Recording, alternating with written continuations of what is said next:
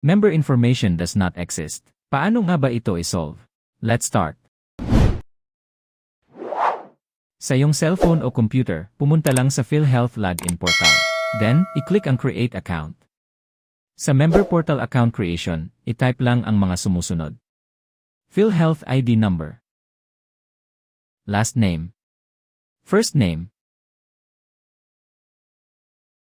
Date of birth. Sex.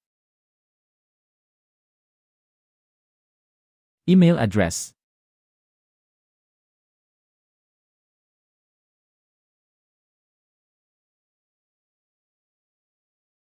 Mobile number. At i-type din ang iyong password. I-confirm ang iyong password. Huwag mo itong kakalimutan. Then, i-type lang ang shown number para magpatuloy. Pag okay na, i-click lang ang Create Account.